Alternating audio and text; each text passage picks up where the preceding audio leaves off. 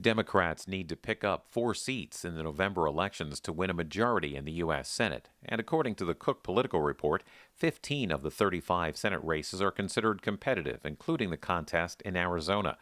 In the Grand Canyon state, former astronaut Mark Kelly is challenging Republican incumbent Senator Martha McSally.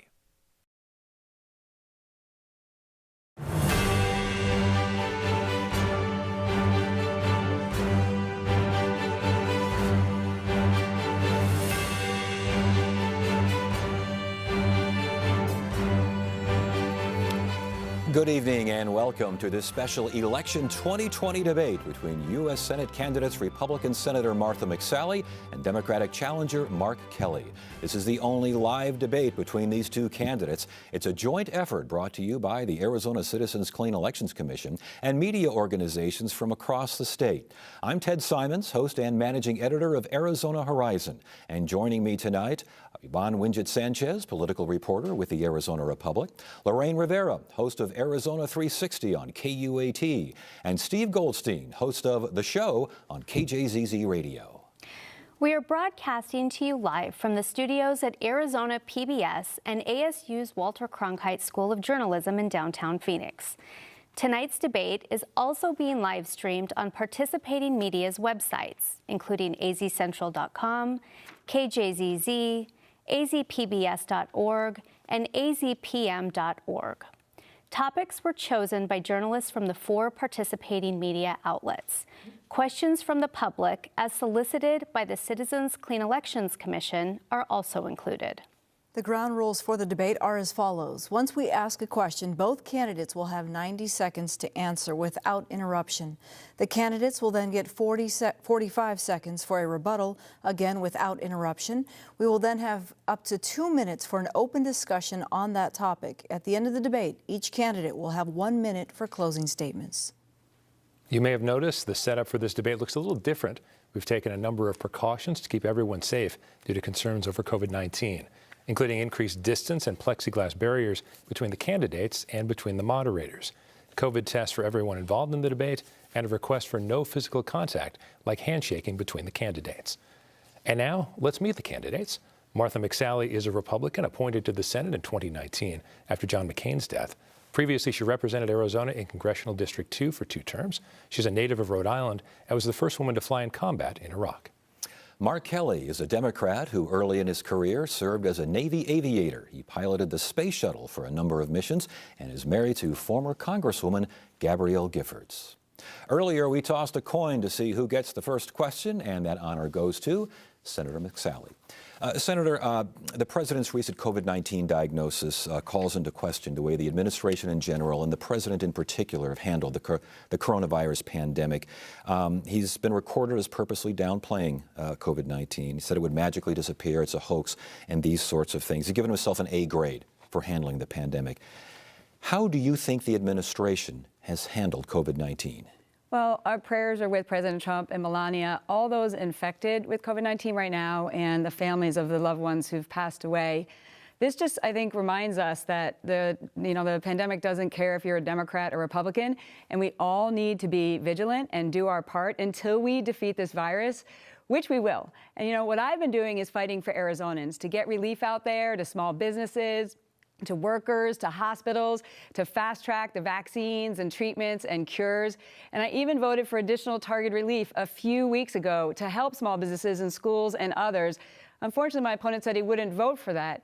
It's been a really difficult year for everybody, but what we don't need is another lockdown, and that's what would happen if Joe Biden and Mark Kelly are in charge.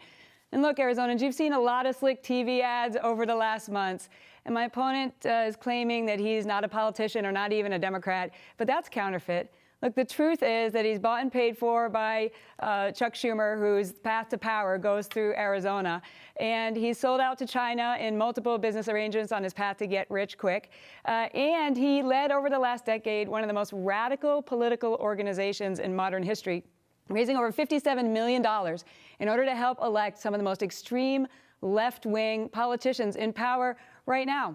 This election is going to decide the Senate majority and the direction of the country. And you've got a choice here: a fighter who's got results for Arizona, or a counterfeit who you can't afford. Senator, Mr. Kelly, we're going to have you respond. You had 45 seconds to respond to what the senator said, and then 90 seconds for your answer on how the administration has handled the pandemic. Well, it didn't take long for the senator to attack my patriotism.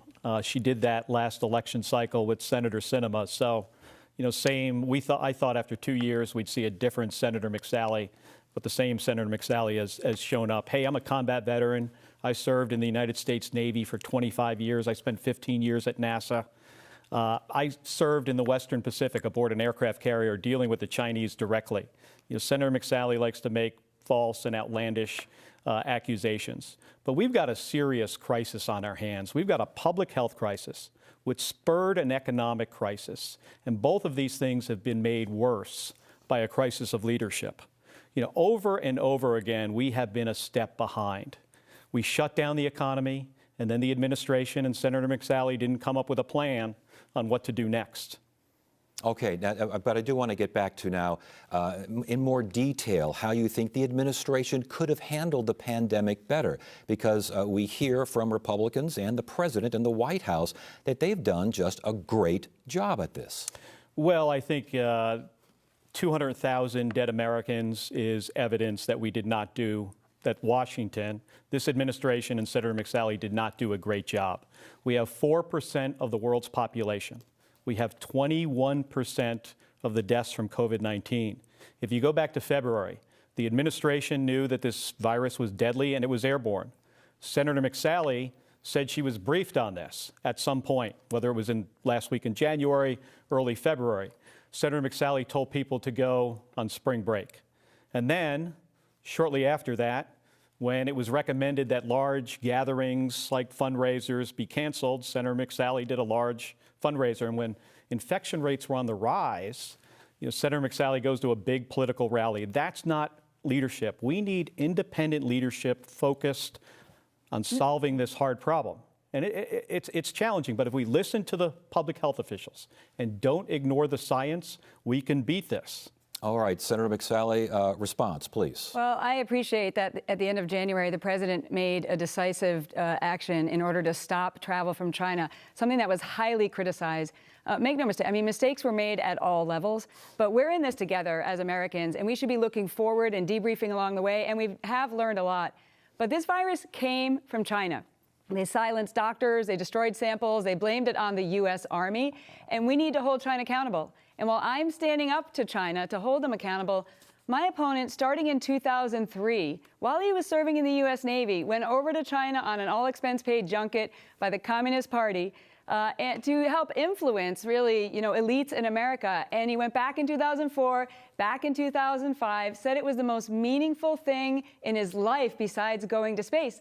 This is a part of what China does. They try to influence the elite, and it seems to work. We'll talk more about that in the follow-on.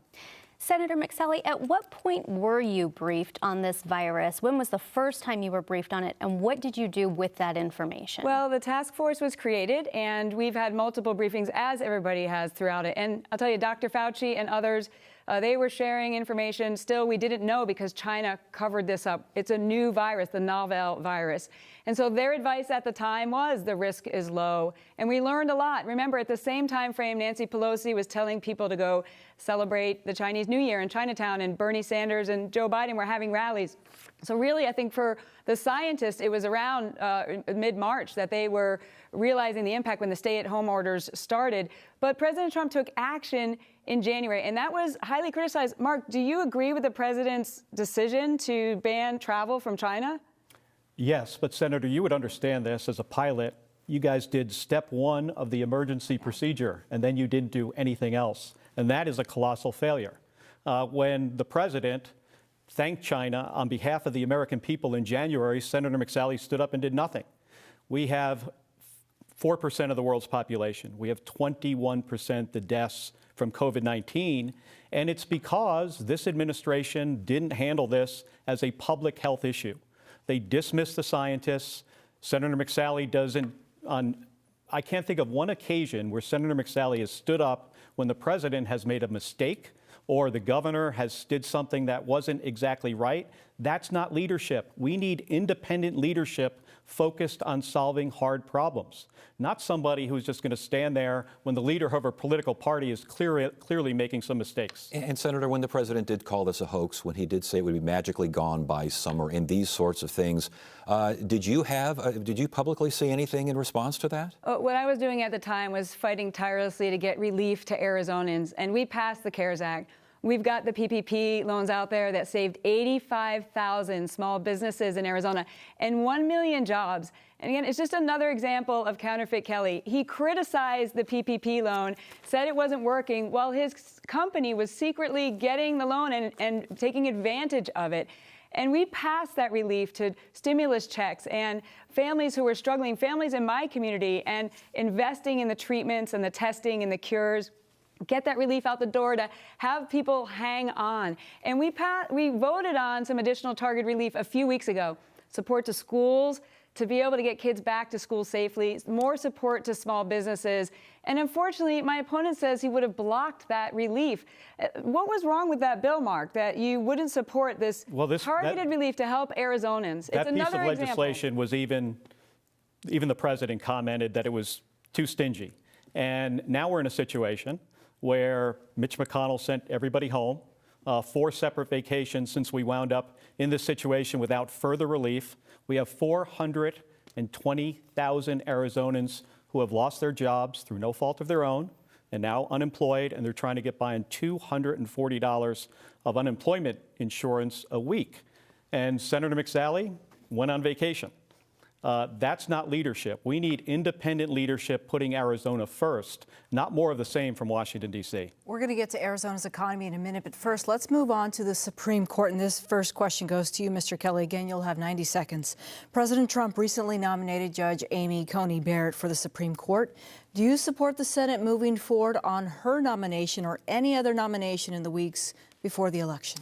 I do not. But let me first say that when Justice Ginsburg passed, it was a tough day for our country, for me personally, especially for my wife, Gabby. I mean, she looked up to her as a hero. We're less than 30 days away from an election. This should be given some thoughtful consideration. I think the next president, regardless of who it is, whether it's re-election of President Trump or Vice President Biden winning the presidency and whoever is elected to the Senate, this decision should wait till January. This is a lifetime appointment to the Supreme Court. And to rush it through, I think it's really important to recognize why is this being rushed through right now.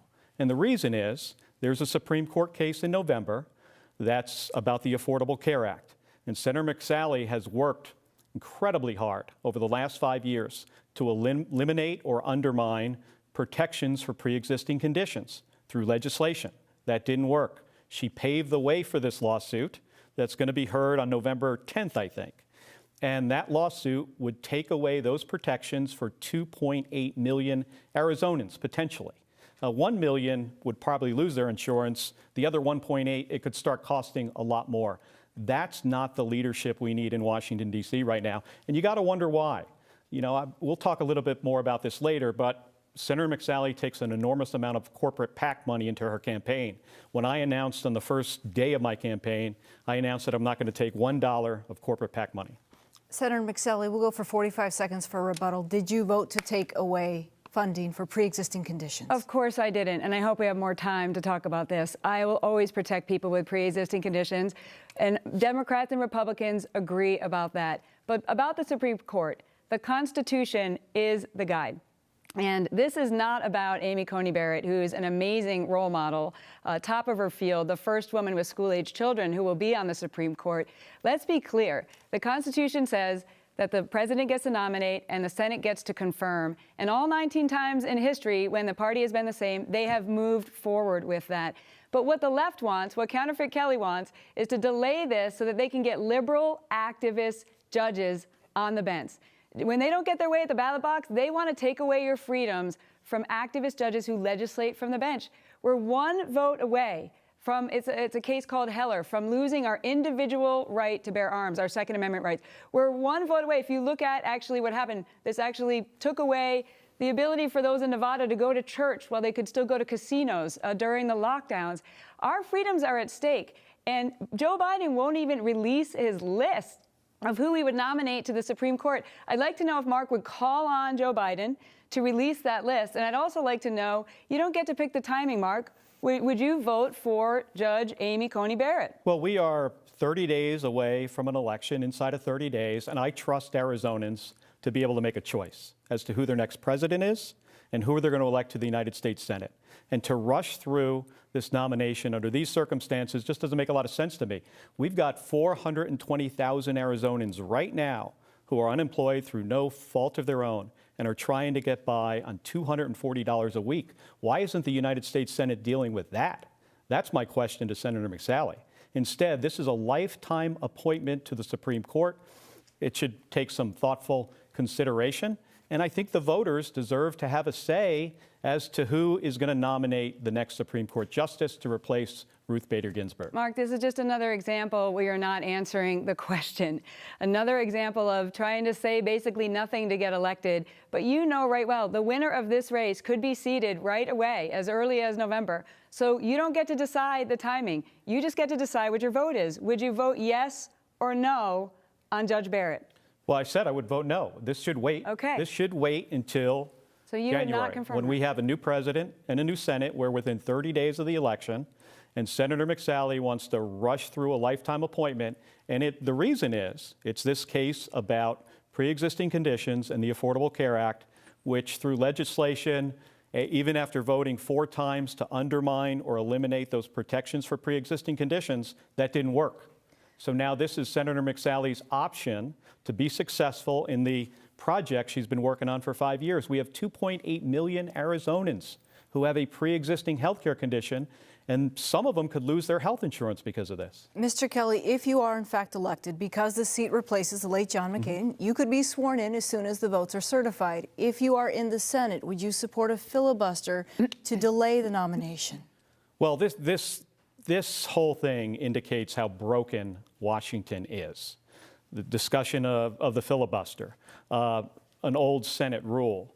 By the way, I think it's important for everybody to understand that when it came to passing a $1.9 trillion tax cut for the wealthiest Americans and big corporations that Senator McSally voted for in 2017, the Senate was okay to go to 50 votes, so they abolished the filibuster for that. They also abolished the filibuster to try to eliminate the Affordable Care Act and those protections for pre-existing conditions. Senator McSally was okay with that too.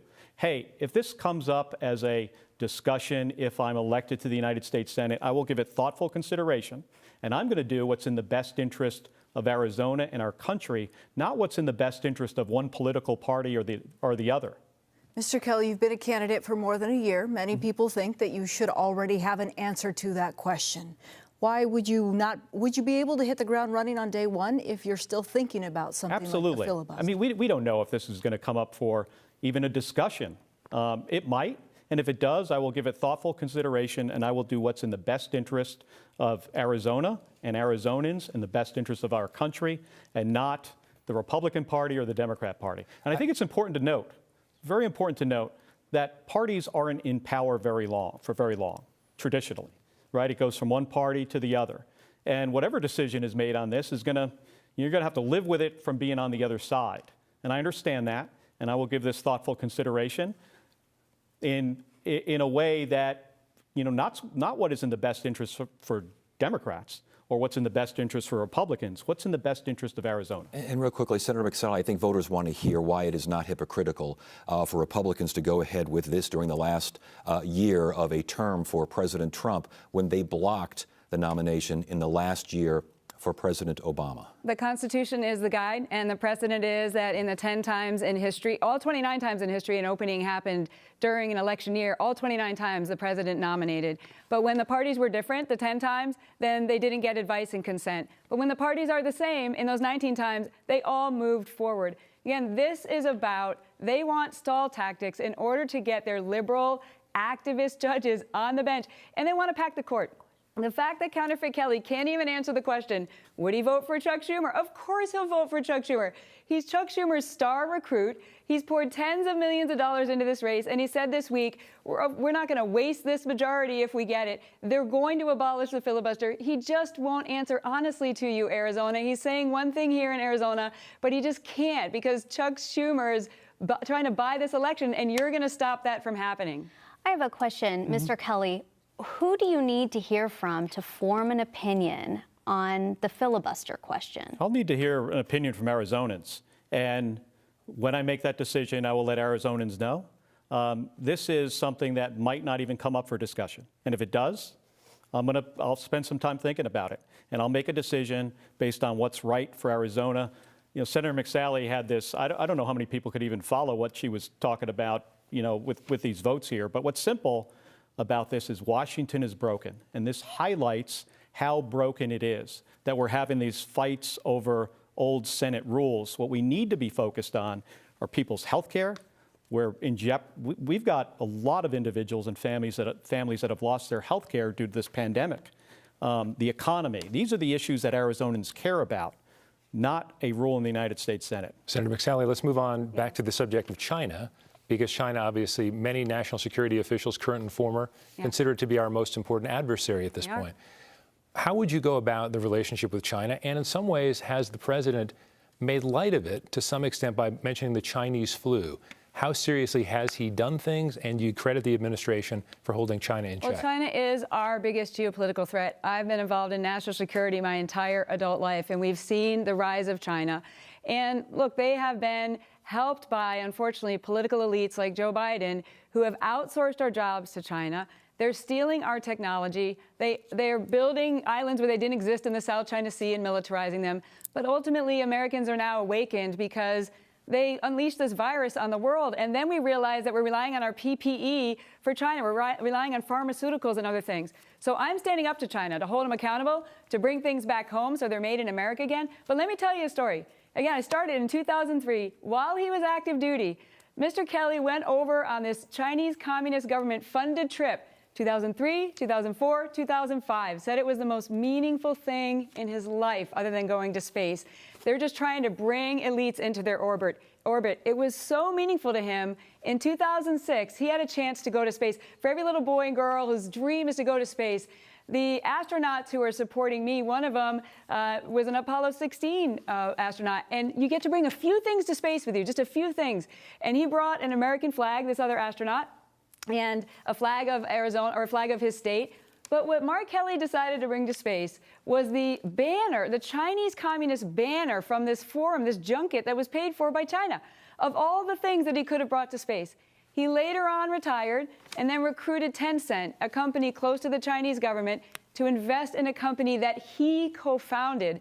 And later he was over there peddling a pyramid scheme of vitamins with a motorcycle with a Chinese flag on it. So I'm standing up to China while my opponent is doing business with China. And this is the biggest threat we have going forward. We need someone who's going to be strong on China, not doing business with them. Mr. Kelly, respond to those accusations about your China relationships and then broaden it out for how you deal with China.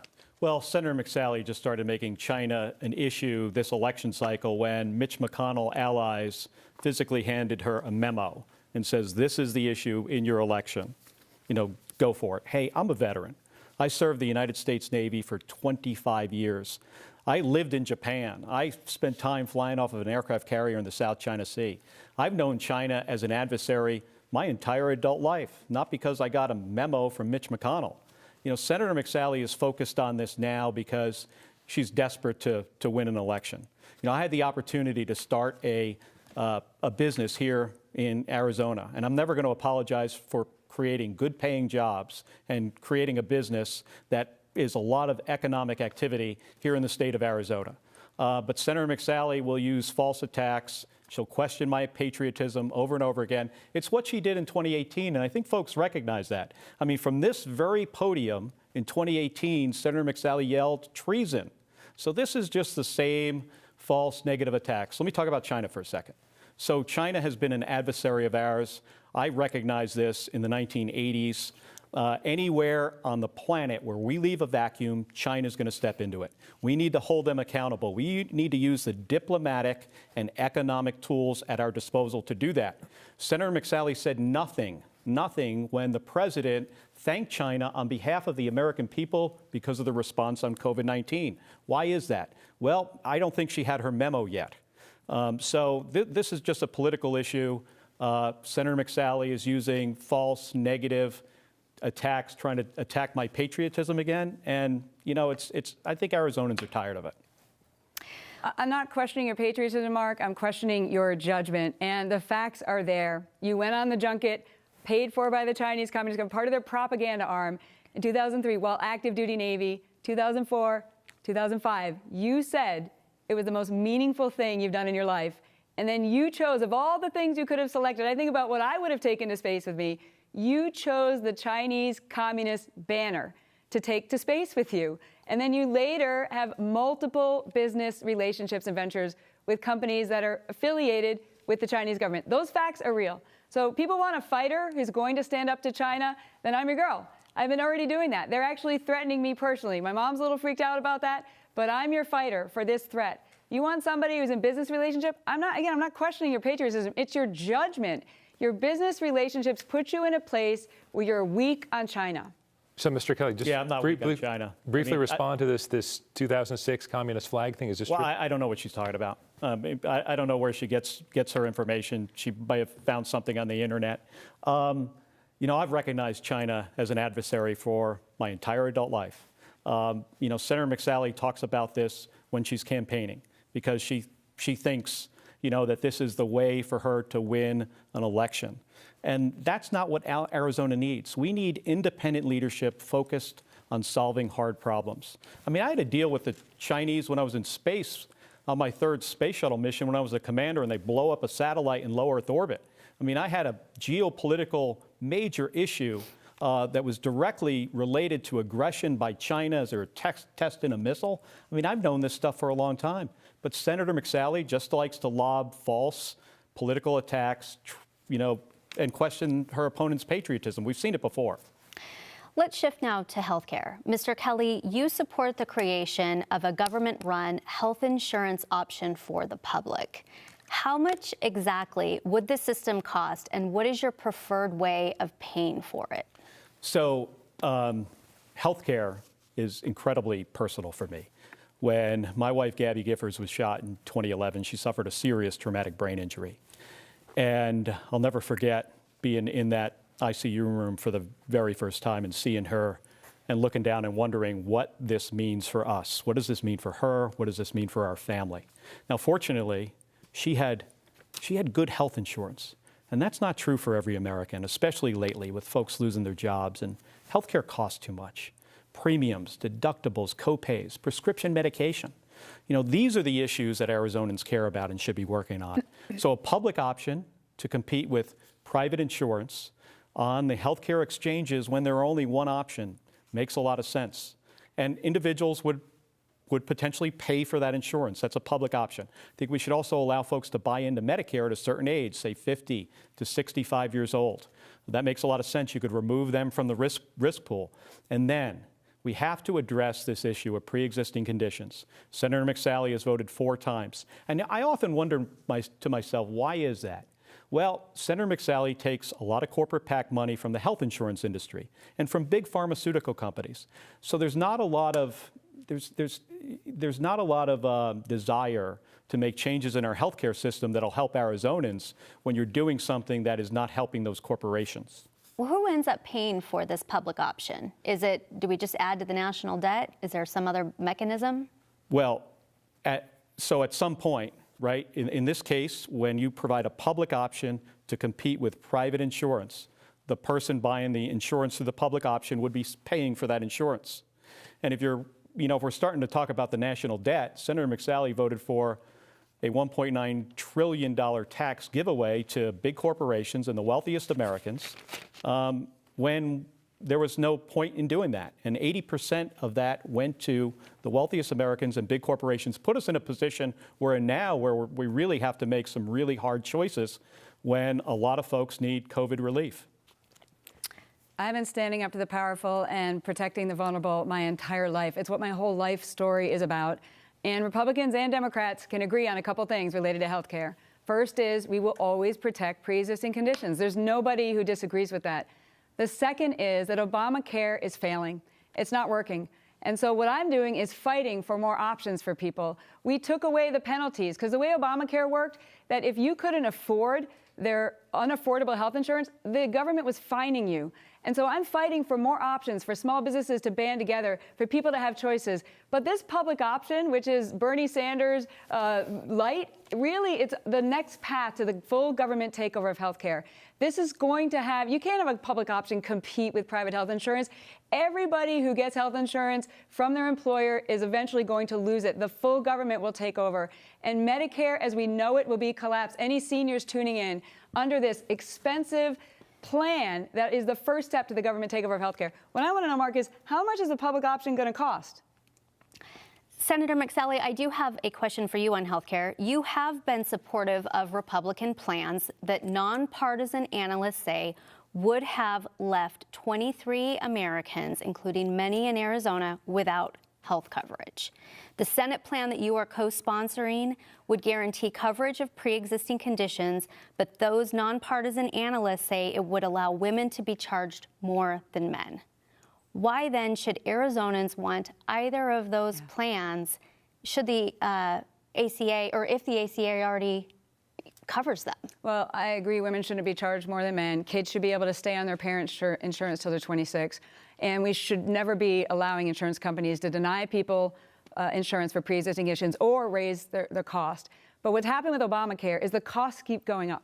You know, I met a family when I was walking, knocking doors in the West Valley, Brigham and his wife Tammy and 4 kids. And before Obamacare, he's a plumber, owns his own business. Before Obamacare, he paid $300 a month for his insurance. It's gone up 4 times since then. It's more than his mortgage now. And we had before we got rid of the penalty, we had over 150,000 Arizonans under Obamacare who paid a fine because they couldn't afford the health insurance. And over 80% of them were making less than $50,000 a year. So I'm passionate to provide more choices, but this government takeover of healthcare is dangerous. And make no mistake, the public option means the government is competing with private health insurance. They're never going to be able to compete. Private health insurance goes away, and then you have the full government takeover. And I'll tell you, Medicare right now, they say, is going to be insolvent in 2025.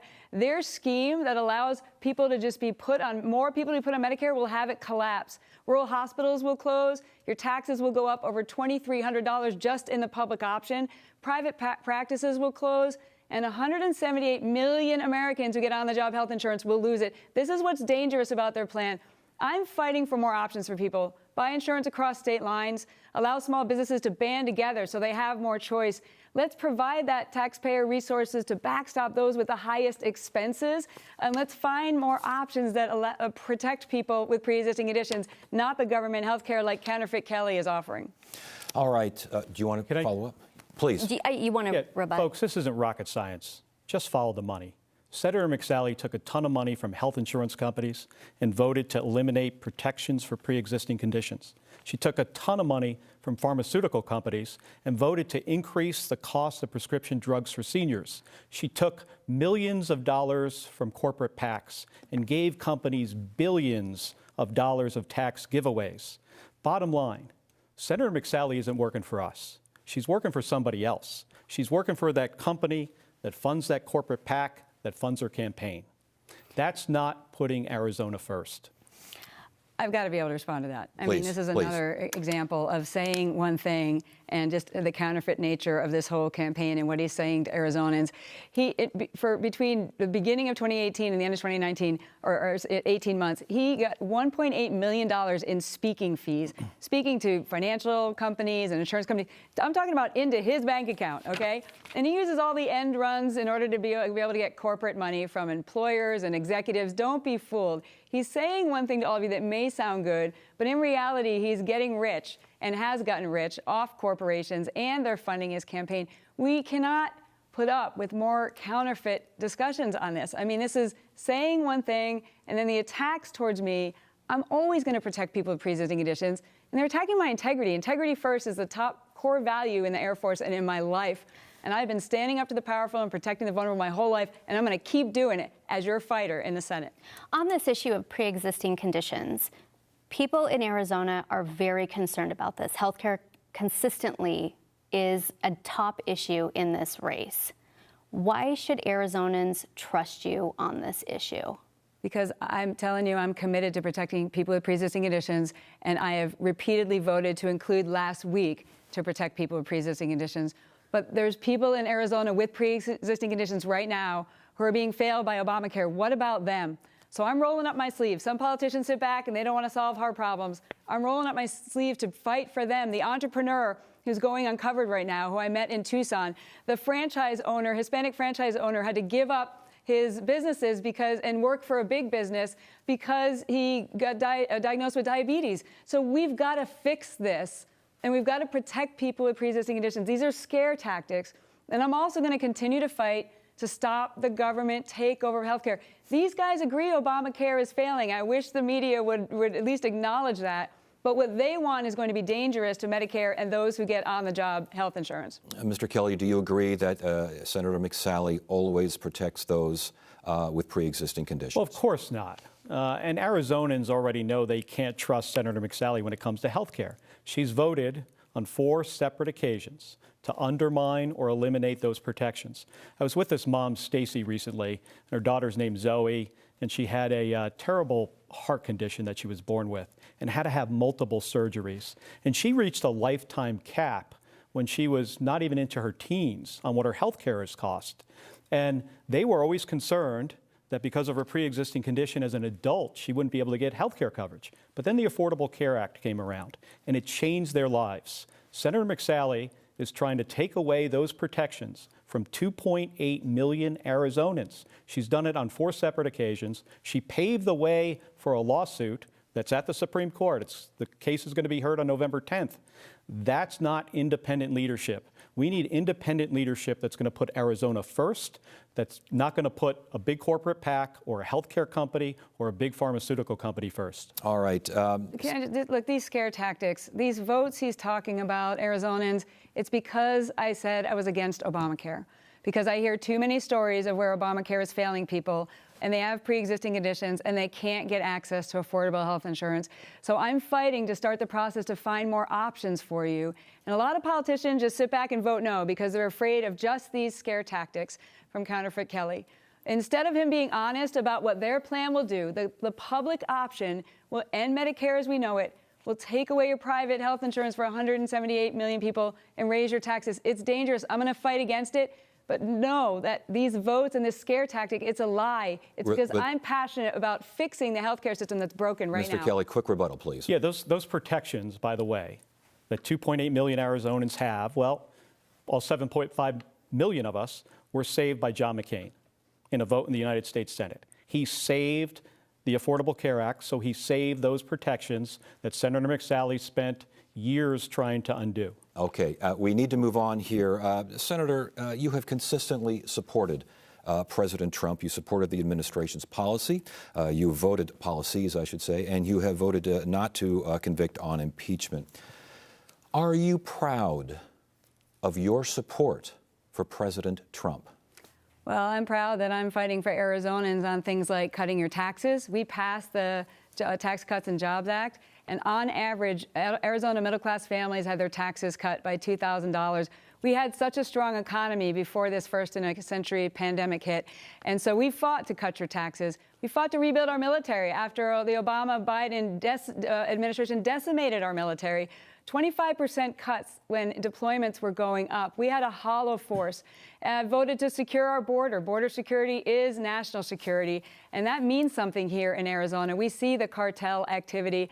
And as your senator, I've got the most bills passed than any other senator, tied for first, for most bills signed into law out of any of the 100 senators, and was the 6th most bipartisan senator. That's my record. Fighting for Arizona, putting legislation on the president's desk. I put legislation on President Obama's desk when I was in the House. I put legislation on President Trump's desk. I go to Washington, D.C. with an AZ on my jersey to fight for Arizona. But this is what's at stake here. My opponent says he would support Bernie Sanders at the top of the ticket when he was surging. And we now have a situation where this is going to decide the Senate majority. And if Biden, Schumer, and Pelosi are in charge, they're going to abolish the filibuster. They're going to ram through the most radical agenda that we've seen. So Counterfeit Kelly says he's an independent and a moderate and lots of platitudes here, but the stakes could not be higher. If you want your tax cuts, I'm your girl. You want the largest tax increase in history? You got somebody else over here. Senator, the question was, are you proud of your support for President Trump? I'm proud to be fighting for Arizona every single day. Is that a yes or a no for President Trump? Putting legislation on President Trump's desk. So you're proud of your support for President Trump? You look at the legislation we put on his desk, it's to cut Arizona taxes. It sounds like she is proud of her support for President Trump. I'm proud to be fighting for Arizona. The question is, why was he wanting to support Bernie Sanders? Do you, regarding President Trump, your overall impression of his behavior and his actions in office? Your opponent just basically said she's proud of her support. Would you support such a person? No, not acceptable. And but what really concerns me are the things that matter to everyday Arizonans, like their health care, like a $1.9 trillion tax cut that he passed that went to the biggest corporations and the wealthiest Americans. And after that tax cut was passed, twice as many companies paid $0 in federal income tax. That's not leadership. That's not what we need. I think that was a mistake. That didn't help middle-class taxpayers and working-class folks here in Arizona. So I have major concerns. But we have an election in 30 days, and America has a choice to make as to who the next president is going to be, who's going to serve in the Senate, the House. There's governor's races around the country. These are serious issues. We've got a public health crisis and a serious economic crisis. We have a United States Senate that has gone on vacation 4 times since this pandemic has started. And I don't think Senator McSally has stood up once to her party and said, why are we going home? We have serious issues to address. Arizona has 420,000 individuals trying to get by on $240 a week. They're having to make horrible choices about paying their rent and buying groceries and filling their prescriptions. That's not choices that Arizonans should have to make when they did nothing wrong here. The federal government and Senator McSally failed. And we have 4% of the world's population right now. We've got 21% of the deaths from COVID-19. 210,000 individuals have lost their lives. Would you have voted to convict President Trump of impeachment? Well, first I wanted to see, testimony from the White House, witnesses. That would have been a good starting point. But based on the information I had, yes. And Senator McSally, real quickly on your end, would you have wanted to serve under someone like a Donald Trump when you were in the military? Well, again, I'm proud to be working with the president to rebuild our military. Under Obama and Biden, they cut our military to the bone. We had a readiness crisis like we haven't seen in so many years since, really, Jimmy Carter. And now we're giving them everything they need to fight tonight. But if you look at what Biden, Schumer, and Pelosi will do if they're in charge, they're going to cut our military to pay for their schemes. But talking about taxes, I do want to go back to this. I released my taxes today so that I'm transparent, so that people can see what kind of money I've made, how I made it, and what I paid in taxes and deductions and gave to charity. I'm calling on my opponent to also release his taxes so Arizonans can see where he's made his money over the last 5 years and where that all came from. I mean, this is just basic transparency.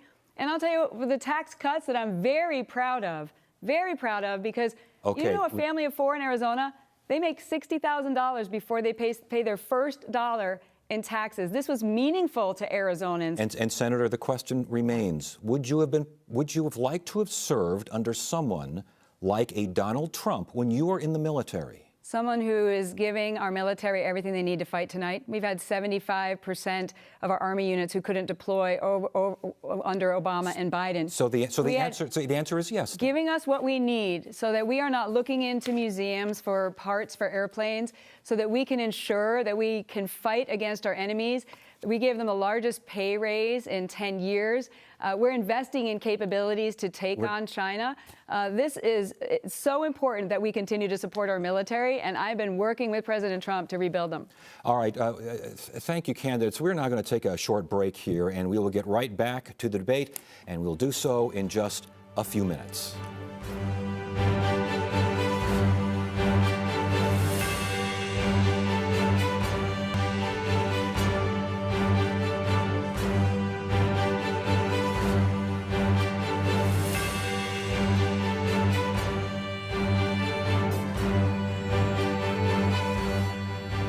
And we are back for the debate between the two candidates running for U.S. Senate in Arizona, incumbent Republican Senator Martha McSally and Democratic challenger Mark Kelly.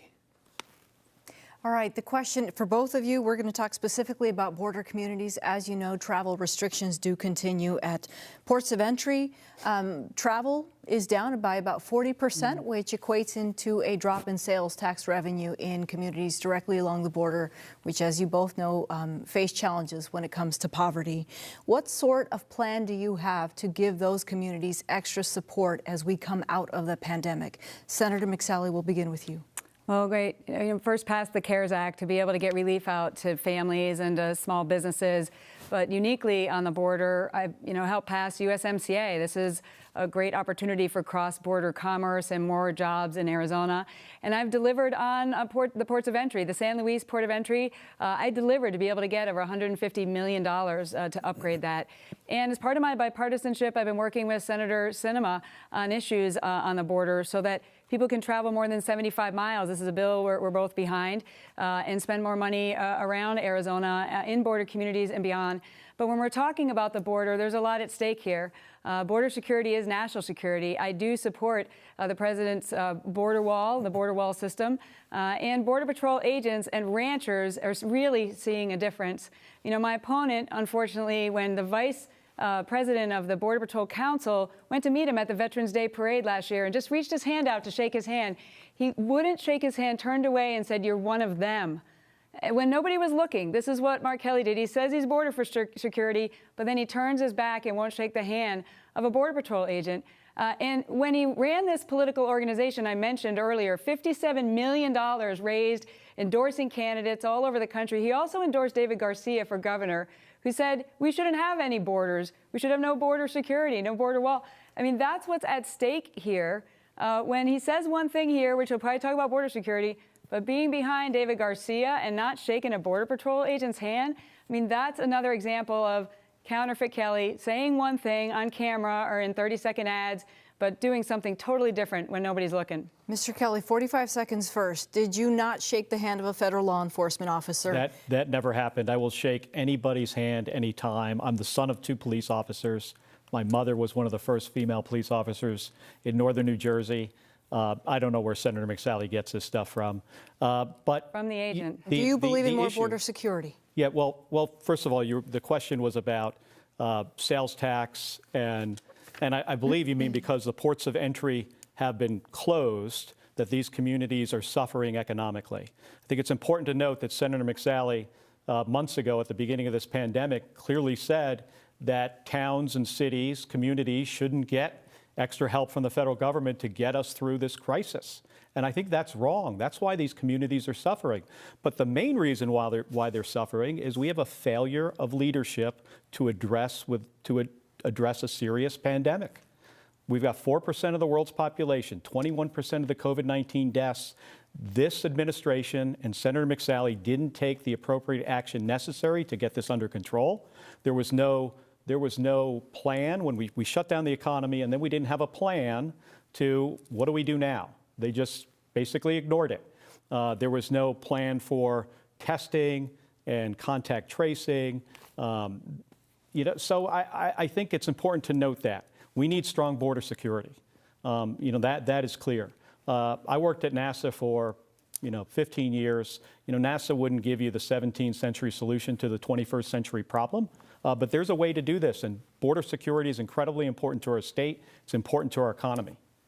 Senator McSally, you've expressed support for President Trump's border wall. Yeah. There was some concern about how it was funded, though. The president said Mexico would pay for it. That hasn't happened. Also, some money was diverted from the Defense Department. You've already expressed support for the military clearly and for how President Trump has handled it. How do you feel about how the money was being used to build the border wall? Well, border security is national security, and we should not have to choose between supporting our military and securing our border. So I'm for both, and I've been voting for increased funding for both of those. But we need to go back to, did you hear what he just said? He's against a 17th century solution. So that means he's against the border wall, which ranchers like John Ladd, fifth-generation ranchers, are seeing right now what the border wall system is doing to stop the illegal activity across the ranch. But, Mr. Kelly tries to pretend that he's just an aw shucks, independent, not political guy. But over the last decade, he has led one of the most sophisticated, radical political organizations. And while he's saying one thing here in Phoenix, he was literally flying all over the country to bankroll and to endorse extreme liberal candidates who are so left-wing and dangerous on these policies, like members of the Squad, Ilhan Omar, Rashida Tlaib. These people are leading the effort to abolish ICE, to stop border security. And if you remember, all of the Democrats running for president raised their hand, free health care for everybody here illegally, decriminalizing border crossing. This is what's at stake in this election. If the Senate majority flips, which will go through Arizona, they will ram through this agenda, which is so extreme. But Mr. Kelly has been funding and been bankrolling and endorsing these extreme candidates who are behind these ideas over the last decade. Make no mistake, he is a political operative. It was a very sophisticated operation, okay, Senator, and that impacts our border security. Time is up. Would you like to respond, please? Well, border security is critical to our state, and what we need is technology in the appropriate places. In some places, a barrier and fencing completely makes sense. More Border Patrol agents on the border. That's, smart way to do this. I think we also need more judges to handle asylum seekers. And we've got to address this issue of DACA recipients and give them some certainty in their lives. Senator McSally used to support Dreamers. And then she said DACA is unconstitutional. There was a bipartisan agreement on a pathway to a normal status for Dreamers. Senator McSally used to support it. And then when it wasn't politically convenient anymore, she, decided not to. That's not the independent leadership that Arizona needs. Senator McSally, we're going to want to get your take on DACA, but to follow up on this, there have been many people on both sides who've said, yes, border security, vitally important, but they talk more about technology as opposed to the wall. The old joke was build a 10-foot wall, someone will find an 11-foot ladder. Is there more to be done with border security than just President Trump's wall? Well, it's a border wall system, and when you talk to the ranchers, it really makes a difference whether there's chicken wire or whether they have 30-foot and 6-foot down, a paved road, the sonar sensors. It allows Border Patrol to use intelligence-driven operations to detect and intercept the activity. Also using airborne assets and manned and unmanned, with towers and airborne assets and other things. So it's all of the above. But the border wall system is making a difference. And Mr. Kelly still hasn't answered the question as to, he can say he's for border security, but you support politicians like Omar and Tlaib. You said you support Bernie Sanders. You support David Garcia. If David Garcia were our governor right now, we would have a governor who's against any sort of border on the south side of Arizona. What is up with that? Do you want to denounce those endorsements? Hey, border security is incredibly important for our state. And I've already addressed this. I would not provide a 17th century solution to this. If you were to ask NASA to do this, it would be technology. It would be some of the things that Senator McSally just mentioned. But to build a wall, for 2,000 miles of border, $20 million a mile, those resources could be used for the technology. It could be used for more Border Patrol agents on the border. There's smart ways to address this. And you asked about funding for military bases. Senator McSally voted to take away money from Fort Huachuca to pay for the border wall. An Arizona senator shouldn't be taking away money from Arizona bases. Moving on to immigration reform. Mr. Kelly, President Trump wants Congress to pass legislation that would make our immigration system more of a merit-based system rather than the current family-based system. Is that a good idea? Well, I'm in support of, H-2B visas and, H-1Bs and H-2A visas, agricultural workers, but also folks that are educated. We need an immigration system that's going to be consistent with our values and is going to support our economy. So if President Trump has a proposal for something that does those things, recognizing we're a country of immigrants, I come from a family of immigrants, I think most of us do. And if there are proposals from this president, if I'm elected to the United States Senate, President Trump is reelected, I will work with him on anything that is in the best interest of Arizona. Senator McSally, do you favor immigration reform that includes a way for young dreamers brought to this country as children to become legal, permanent citizens? Well, my heart goes out to these young people who were brought here as children of no fault of their own. They know no other country but America. And I have been leading on solutions to provide a legal path for DACA recipients. But we cannot just address that issue. We've got to address the root issues as well of why we're in this situation in the first place. That's why it's so important for us to continue to secure our border, complete the border wall system, provide our Border Patrol agents, who I have their backs. You won't shake their hand, but I have their backs. Provide them everything they need to keep us safe. And as we move forward, we've got to close these loopholes, because we see where the cartels see if they can just traffic families, traffic children on this dangerous journey. They're going to be able to use those loopholes. We've got to close those loopholes to ensure that families can stay together, but ensure that we have a legal immigration system. People come through that front door. So I've been leading on this issue in the House. I've been leading on it in the Senate. But it includes, we've got to have that border security. We've got to close those loopholes so we don't find ourselves in the very same situation with another DACA-like group of young people in another 5, 10, or 15 years. Mr. Kelly, should DACA be contingent on other aspects of border security? So border security is incredibly important. You know, we need it, but we have 28,000, mostly young people in the state of Arizona who I look at as American as my own 2 kids. And I think they should have a pathway to citizenship right now. That's something Senator McSally used to kind of support. She was in favor of a DACA program. Now she says it's unconstitutional. So I don't think it's contingent on anything. Okay, standalone issue for you.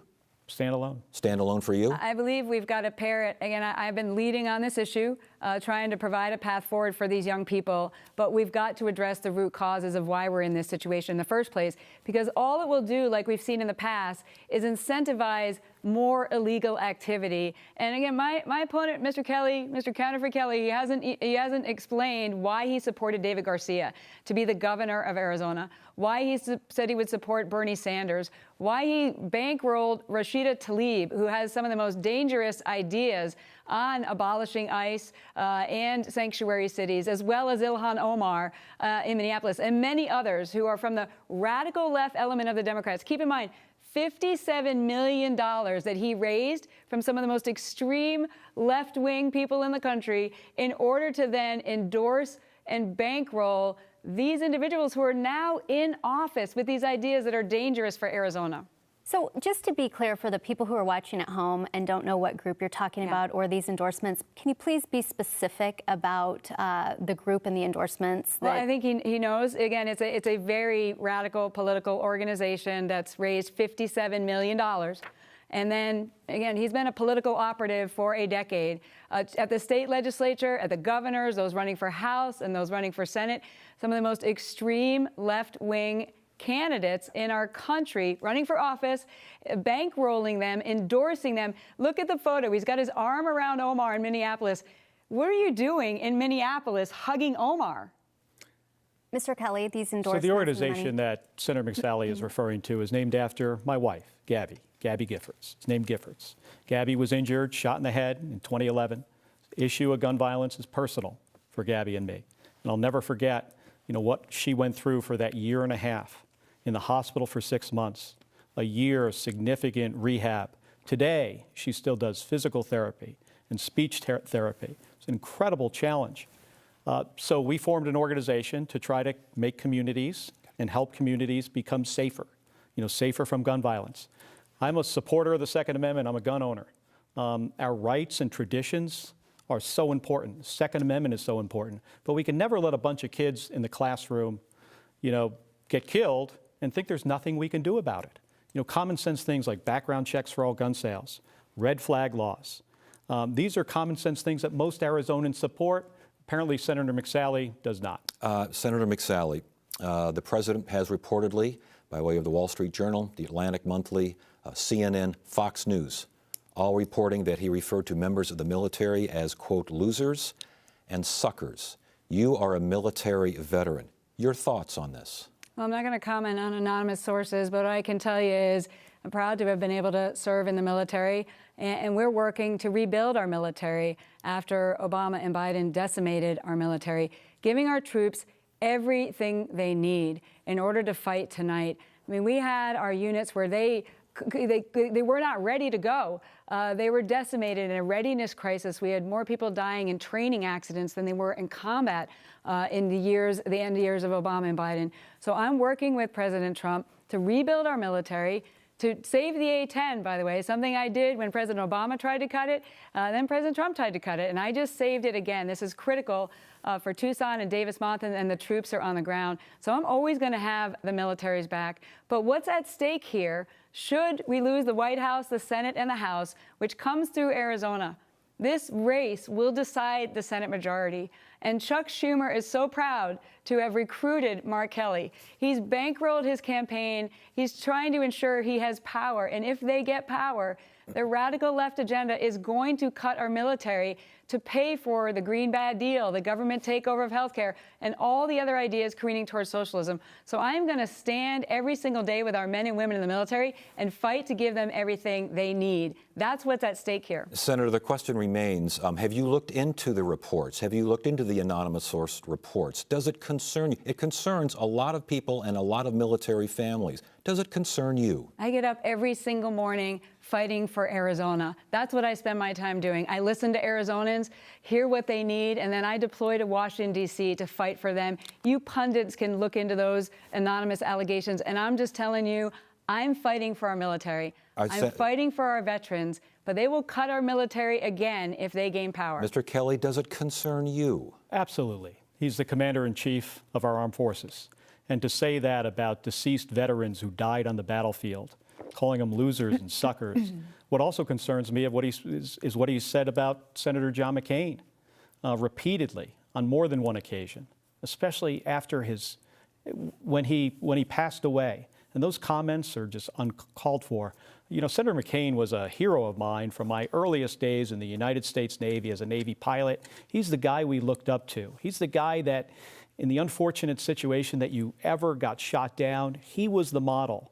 I later got to call him a friend and got to know him, which was one of the greatest honors of my lifetime, I would say. And to hear Senator McSally not stick up for Senator John McCain when the President of the United States is attacking him repeatedly, even after he passed away. And as a veteran, I find it incredibly hard to understand that on not one occasion would Senator McSally come to Senator McCain's defense. Did you not stick up for Senator McCain? I absolutely have. It's been reported many times. I've publicly and privately, repeatedly talked to President Trump and asked him to stop attacking John McCain. Quite frankly, it pisses me off when he does it. It's been an honor to even work with Senator John McCain. I never would have imagined. I learned about him when I was a cadet in the military, about what he endured as a POW, and to be able to work with him to save the A-10 and support our military, and now be able to serve in his seat. And so I've repeatedly said, stop doing that. Let's let him rest in peace. But one thing about Senator McCain we knew here in Arizona, whether you agreed with him or you disagreed with him, we always knew where he stood.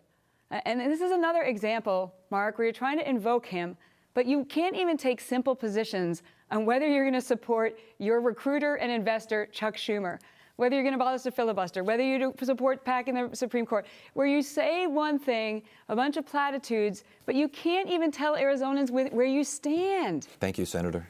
Let's move on to climate change, and a reminder, you'll each have 90 seconds to respond to this question. This year, Arizona experienced the driest, hottest summer on record.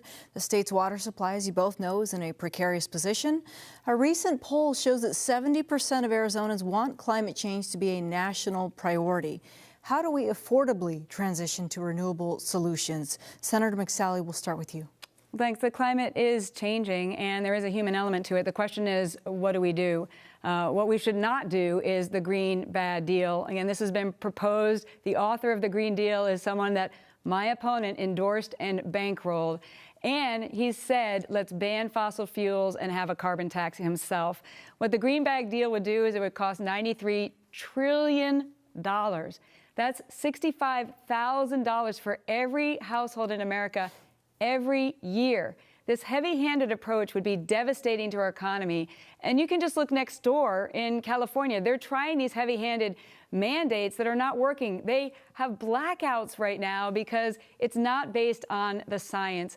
I've been leading on efforts to ensure we have an all-of-the-above energy strategy. We're finally in a place where we're energy independent. Thank God I've deployed to the Middle East 5 times and once to Afghanistan. So we're now a net exporter of energy. We need additional clean energy for sure, but that includes nuclear, the Palo Verde nuclear plant. I've been leading on efforts so we can have more research in energy storage, because right now the sun goes down at night and we don't have good grid level storage. And for any of that storage, even if it's for a few hours, we're relying on China for those minerals and that processing. So we've got to bring those jobs home. So look, you said you would ban fossil fuels, you're for a carbon tax. How is that any different than the Green Bad Deal? And you've supported the author of the Green New Deal, which would be devastating for Arizona households, those in rural communities who can't afford their electric bills as it is. Let's use innovation, not what the left is offering. Mr. Kelly, you have 90 seconds. Well, I don't know where Senator McSally gets her information from, but since the Green New Deal was authored, I've been against it. There's a lot of stuff in there that has nothing to do with climate. I made that very clear. I don't know why she says I'm against fossil fuels. I'm a pilot of an airplane. So is Senator McSally. You're not going to do that without fossil fuels. It's kind of, the whole thing's kind of silly. But I'll never forget the first time I got to see our planet for the first time from low Earth orbit, you know, seeing this big round ball and realizing that we are really all in this together. And it becomes very clear very quickly that we have no place else to go. There is no planet B. We're not moving somewhere else someday. We have to do a better job taking care of this planet. We have gone from about 280 parts per million of CO2 in the atmosphere pre-industrial revolution to about 420 today. You talk about flattening a curve, that's a curve we need to flatten. And the way we're going to do that is we're going to move to more renewable energy. With Senator McSally, you just got to follow the money. You know, Senator McSally takes hundreds of thousands of dollars of corporate PAC checks from oil and gas companies and gives them a $20 billion tax cut, essentially. And that's why we're having a difficult time solving this problem. Hey, this could be good for Arizona. If we extend the investment tax credit by 5 years, 30% on solar energy, this could be good jobs. We can create the technology here. We can manufacture it here. We can deploy it here. It could be great for our state, but we can't wait around and do nothing anymore. We need independent leadership in Washington, D.C. that's going to put Arizona first, not put a big corporation on the other side of the country first. Do you support mandates with deadlines to get this done? One example, requiring zero-emission vehicles by a certain date. Hey, I think when this administration rolled back emissions standards and also clean air regulations and clean water regulations, that now we're going to have more polluted air and more polluted water. Senator McSally supported all that. That was a mistake. Senator, do you support mandates with deadlines? I'm an outdoors woman and I want clean air and clean water, but what I don't want is to hurt Arizonans, the working poor, rural Arizonans, those in tribal communities who can't afford these mandates that are coming from Washington, D.C. that are not based on science. We saw that under Obama, but now they're going too far. And look, this is another example where he's saying he didn't say let's ban fossil fuels, but in a TV interview last year, he said those very words. I think we should ban fossil fuels and have a carbon tax. This is a regressive tax that would hurt the working poor and hurt rural communities the most. So I'm leading on investing in energy research so we can have energy storage. We can find cleaner ways for our energy to move forward, but do it based on the science and innovation. We're going to innovate our way out of this, and America will lead the way. And in the meantime, our emissions are going down. Our CO2 emissions are going down. China, the big polluter, who he's doing business with, their emissions are going up. So let's innovate our way out, not ban fossil fuels like Counterfeit Kelly wants to do. I don't know where Senator McSally gets her information from, but there is no circumstance where I ever said to ban fossil fuels. So at this point, you know, she's just making stuff up. Mr. Kelly, different sort of climate question. It's the climate in our cities, frankly. In the wake of the killing of George Floyd in May, we saw rallies, we saw protests. President Trump, in some cases, referred to them as violent. We've seen, is there a discussion of who's on the right, who's on the left, who's causing these problems? The fact is, if you were to be in the Senate, that could be a federal responsibility in terms of funding for our cities, funding for police forces. Where do you stand on that in terms of helping our cities deal with some of this, whether it's social injustice, racial injustice, or just police relations with communities? Well, you know, the promise of our country shouldn't be that your race determines what kind of education you get, what kind of health care you can get, success in life, or how an interaction with the police is going to turn out. and we need some reform in policing. Both of my parents were cops. So I understand it is incredibly difficult jobs. Police officers need the resources to do a very hard job. I am 100% behind that. And it's a difficult job, I recognize that. But there are necessary reforms needed in policing. But the protests that we have seen across the country, there is no place for that. I fought to defend our Constitution, our First Amendment, the right for people to peacefully protest. But what we've seen over the last months is beyond that, and it needs to end. And cities and communities need the resources to deal with this in an effective way. And then we've got to, there's some common sense things we can do to keep mostly African American men safer in these encounters when they're encountering police. More accountability, independent investigations and oversight, body cameras, consent decrees, which is the Department of Justice overseeing police departments when they need to make some changes. This issue of qualified immunity. These are common sense things that can be done to reform policing. I think it's necessary, but the violence we see in our communities has to end. The federal government should be helping with some resources where it makes sense and where governors need that. Senator, what reforms would you like to see on that? Well, we got to rout out racism in any form, whether it's in any institution or in anyone's hearts. And there's only one candidate up here who has had to apologize for a racist slur, and it's not me. And if you watch the murder of George Floyd, it was despicable, not just the officer who killed him, but those who stood by and allowed it to happen. And so we moved forward some common sense police reform. Tim Scott's bill, it was about 70% of what the Democrats were asking for. It was good reforms in order to address some of these issues and give more funding to police. I back the blue. I've gotten the endorsement of the Arizona Police Association. What's happening right now in our cities, the violence is despicable, and you see many on the left who are just standing by and doing nothing. Again, I'd ask my opponent whether he wants to take back the endorsement that he gave to Ilhan Omar, who in Minneapolis was leading the effort to defund the police. He's standing there with his arm around him. This is dangerous. The 12,000 officers in the Arizona Police Association, they know that I've got their back, and that's why they're backing me. And I think I just heard, I'd like to know whether he would vote for Tim Scott's bill, but I think I just heard that he wants to support criminals being able to sue police officers just for doing their jobs. Now, I know what it's like to make life and death decisions in combat in the A-10 Warthog, and our men and women go out every single day and kiss their families goodbye. They need to have our backs and not have criminals to be able to sue them. Did you say you supported that? Nancy Pelosi bill, who you also endorsed and supported, to allow criminals to sue police officers? On the Tim Scott bill that you referenced, the Leadership Conference on Human and Civil Rights says it's inadequate, and other organizations. It didn't include qualified immunity. It didn't include consent decrees. It didn't include body cameras or use of force laws. I think that that when police officers are found that there was serious wrongdoing, there should be an accountability aspect to that. As a son of two police officers, my mom and my dad, I realize this is a tough job.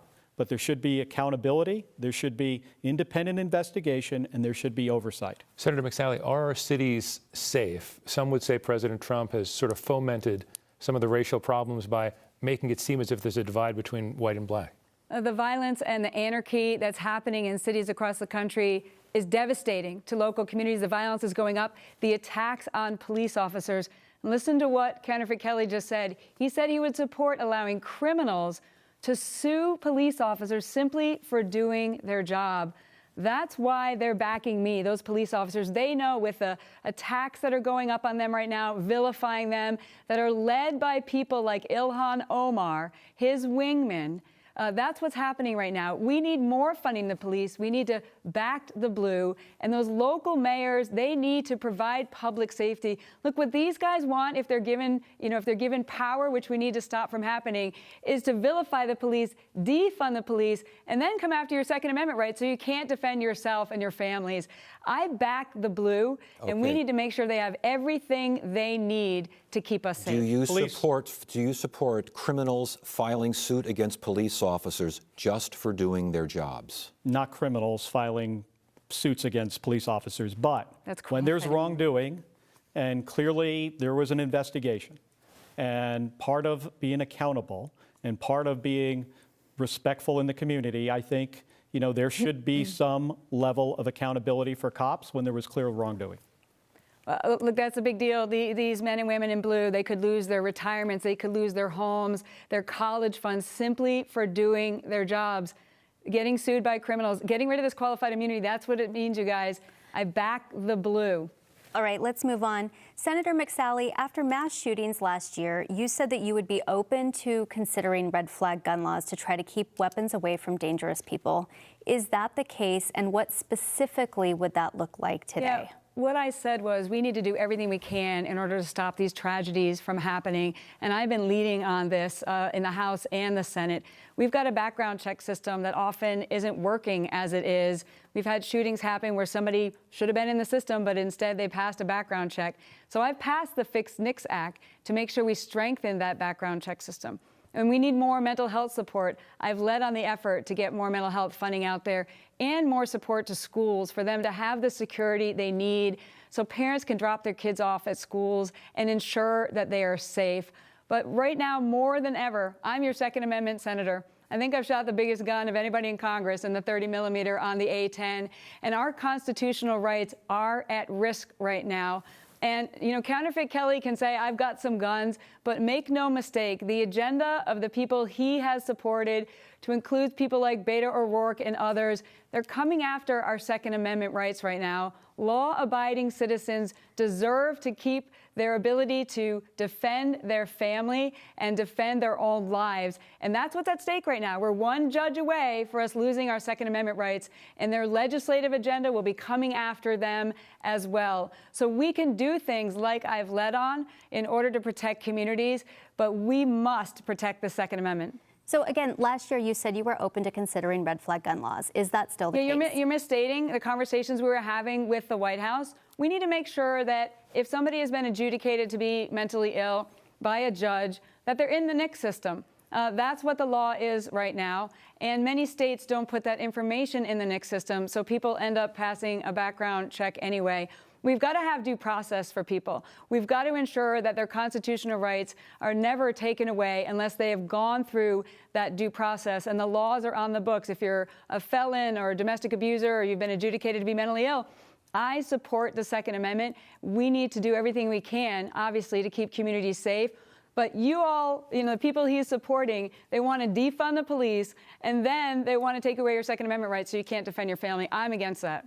Just to be clear, I did not misspeak. We've had multiple conversations at the Arizona Republic with your office, so I just want to be clear on that. We've written quite a bit about that. Mr. Kelly, a lot of Americans first heard of you as the voice of gun control in this nation. Here you are running for the U.S. Senate, and you haven't raised the issue of gun safety or gun control much over the last year and a half that you've been in this race. Why not? Well, the issue is incredibly important to me, and it's incredibly important to Arizonans. And I have to first say, Senator McSally, I have a lot of respect for that 30 millimeter cannon in the A-10 that Senator McSally got to shoot. It's a great weapon system. I'm a supporter of the Second Amendment. I have been my whole life. I remember when my dad gave me my first firearm. I was in Beeville, Texas, going through flight school, just got my wings, and he bought me a 9mm Glock. And that's the gun that I flew in combat with in the first Gulf War. It's one of my most prized possessions. And I have a lot of firearms. But I don't think that we should ever get to the point where we think a bunch of kids getting killed in a classroom is just normal. Some stronger gun laws is not inconsistent with our Second Amendment rights.